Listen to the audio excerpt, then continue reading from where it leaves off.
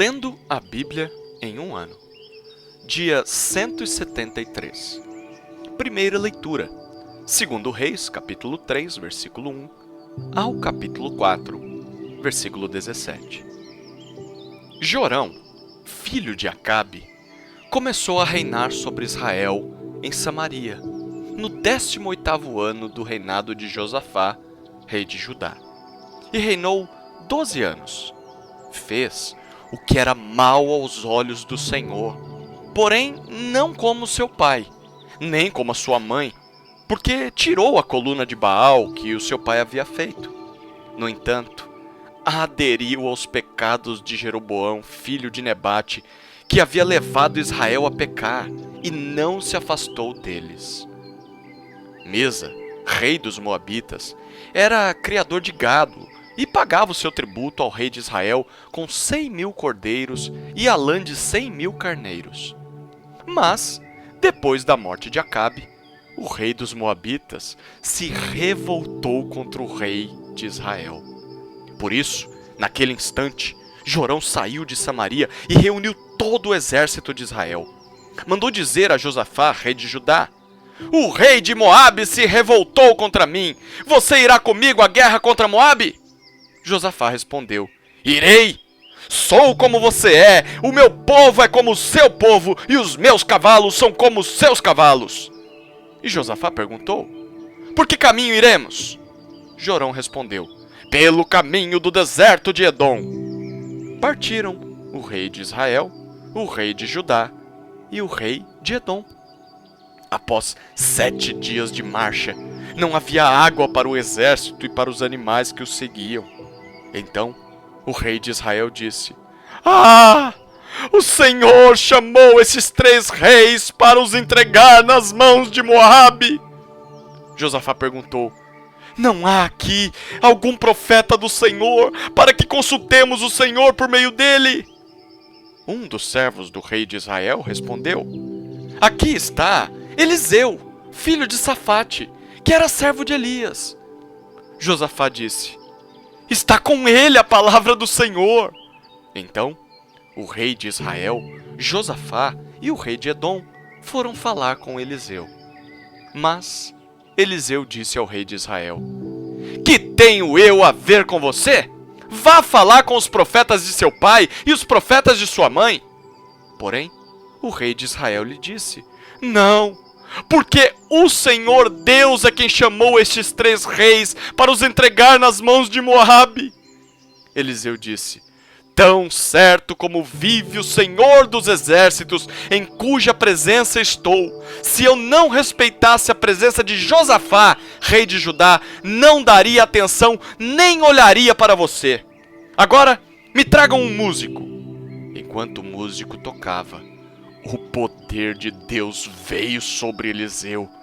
Este disse: "Assim diz o Senhor: façam neste vale covas e mais covas, porque assim diz o Senhor: vocês não sentirão vento, nem verão chuva, mas este vale se encherá de água, e vocês beberão, bem como o seu gado e os seus animais.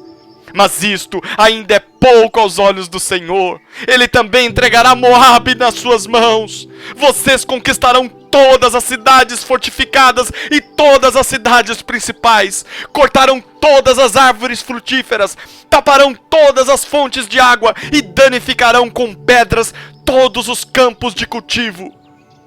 E aconteceu que, no dia seguinte, na hora do sacrifício da manhã, eis que água vinha descendo dos vales de Edom, e a terra se encheu de água. Quando todos os moabitas ouviram que os reis tinham vindo para lutar contra eles, convocaram todos os que estavam aptos para a guerra, desde o mais novo até o mais velho, e tomaram posição nas fronteiras.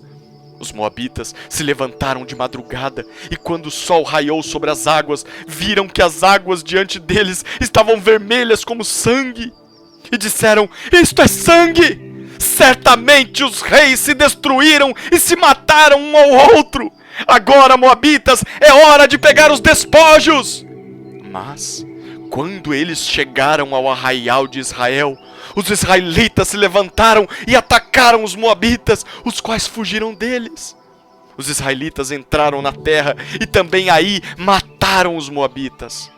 Arrasaram as cidades e cada um lançou uma pedra em todos os campos de cultivo e os entulharam. Taparam todas as fontes de águas e cortaram todas as árvores frutíferas. Só Kir-Haresete ficou com suas muralhas, mas os que atiravam com fundas a cercaram e atacaram. Quando o rei de Moabe percebeu que estava perdendo a batalha, tomou consigo 700 homens armados com espada para abrir caminho e chegar até o rei de Edom, porém não puderam. Então pegou o seu filho primogênito, que havia de reinar em seu lugar, e o ofereceu em holocausto sobre a muralha.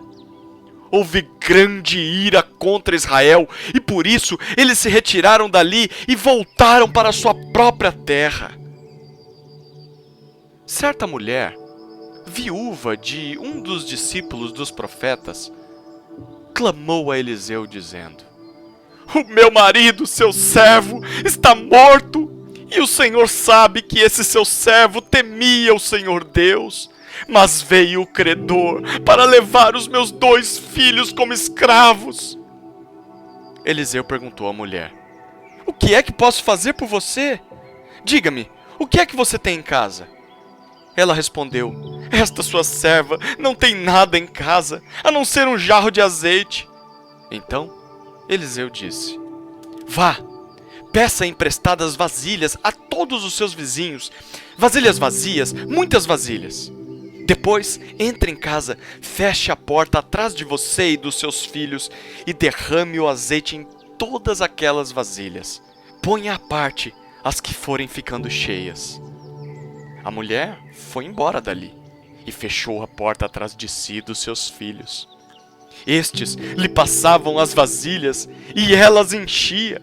Quando todas estavam cheias, ela disse a um dos filhos: "Traga-me mais uma vasilha." Mas ele respondeu: "Não há mais vasilha nenhuma." E o azeite parou. Então ela foi e contou ao homem de Deus. Ele disse: "Vá, venda o azeite e pague a sua dívida, e você e os seus filhos vivam do que sobrar."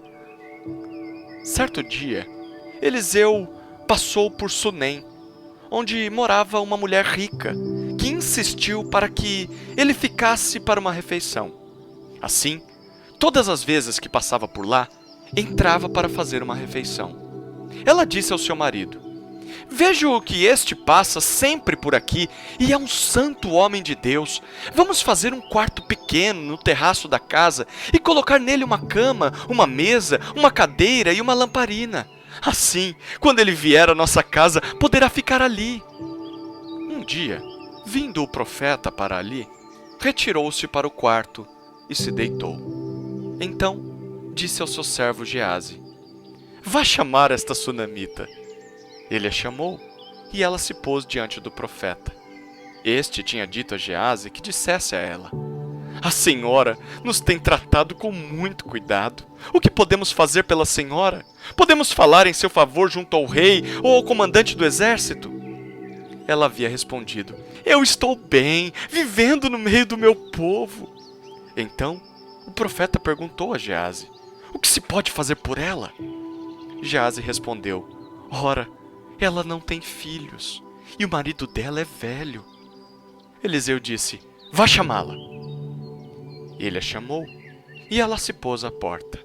Então o profeta disse à mulher: "Por este tempo, daqui a 1 ano, você terá um filho nos braços."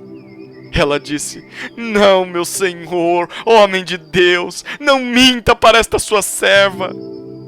A mulher engravidou e no ano seguinte, no tempo determinado, deu à luz um filho, como Eliseu tinha dito. Segunda leitura. Atos, capítulo 14, versículos 8 a 28. Em Listra, costumava estar sentado certo homem aleijado, paralítico desde o seu nascimento e que nunca tinha conseguido andar. Esse homem ouviu Paulo falar. Quando Paulo fixou nele os olhos e viu que ele tinha fé para ser curado, disse a ele em alta voz: "Levante-se direito sobre os pés."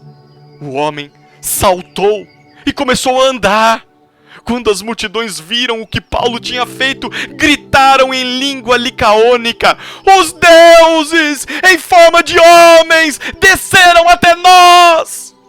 A Barnabé chamavam Júpiter e a Paulo Mercúrio, porque este era o principal portador da palavra.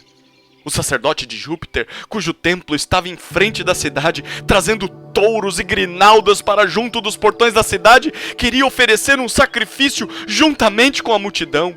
Porém, ouvindo isto, os apóstolos Barnabé e Paulo, rasgando as suas roupas, saltaram para o meio da multidão, gritando: "Senhores, por que estão fazendo isto? Nós também somos seres humanos como vocês, sujeitos aos mesmos sentimentos. E anunciamos o Evangelho a vocês, para que se convertam destas coisas vãs ao Deus vivo, que fez o céu, a terra, o mar e tudo que neles há. Nas gerações passadas, Deus permitiu que todos os povos andassem nos seus próprios caminhos. Contudo, não deixou de dar testemunho de si mesmo, fazendo o bem, dando a vocês chuvas do céu e estações frutíferas, enchendo o coração de vocês de fartura e de alegria." Dizendo isto, foi ainda com dificuldade que impediram a multidão de lhes oferecer sacrifícios. Entretanto, chegaram judeus de Antioquia e Icônio, e, instigando as multidões, apedrejaram Paulo e o arrastaram para fora da cidade, dando-o por morto. Mas, quando os discípulos o rodearam, ele se levantou e entrou na cidade. No dia seguinte, foi com Barnabé para Derbe. E tendo anunciado o evangelho naquela cidade e feito muitos discípulos, Paulo e Barnabé voltaram para Listra, Icônio e Antioquia, fortalecendo o ânimo dos discípulos, exortando-os a permanecerem firmes na fé e mostrando que através de muitas tribulações nos importa entrar no reino de Deus. E promovendo-lhes em cada igreja a eleição de presbíteros, depois de orar com jejuns, os encomendaram ao Senhor em quem haviam crido. Atravessando a Psídia, Paulo e Barnabé se dirigiram a Panfilha, e tendo anunciado a palavra em Perge, foram para Atália, e dali navegaram para Antioquia, onde tinham sido recomendados à graça de Deus para a obra que agora tinham terminado. Quando chegaram a Antioquia, reuniram a igreja e relataram tudo o que Deus havia feito com eles e como tinha aberto aos gentios a porta da fé. E permaneceram muito tempo com os discípulos. Terceira leitura. Salmos, capítulo 140, versículos 1 a 13. Ao mestre de canto. Salmo de Davi. Senhor, livra-me dos maus. Protege-me dos homens violentos que planejam o mal em seu coração e vivem provocando conflitos. Aguçam a língua como a serpente, sob os lábios tem veneno de víbora. Guarda-me, Senhor, das mãos dos ímpios. Protege-me dos homens violentos que se empenham para me desviar os passos. Os soberbos ocultaram armadilhas e cordas contra mim, estenderam uma rede à beira do caminho, armaram ciladas contra mim. Digo ao Senhor: Tu és o meu Deus. Escuta, Senhor, a voz das minhas súplicas. Ó Deus, meu Senhor, força da minha salvação, Tu me protegeste a cabeça no dia da batalha. Não concedas, Senhor, aos ímpios os seus desejos. Não permitas que sejam bem-sucedidos os seus maus propósitos. Se exaltam a cabeça os que me cercam. Que a maldade dos seus lábios caia sobre eles. Caiam sobre eles brasas vivas. Sejam atirados ao fogo, lançados em abismos, para que não mais se levantem. O caluniador não se estabelecerá na terra. Ao homem violento, o mal o perseguirá com golpe sobre golpe. Sei que o Senhor defenderá a causa do oprimido e o direito do necessitado. Assim, os justos renderão graças ao teu nome, os retos habitarão na tua presença. Quarta leitura. Provérbios, capítulo 17, versículo 22. O coração alegre é bom remédio, mas o espírito abatido faz secar os ossos.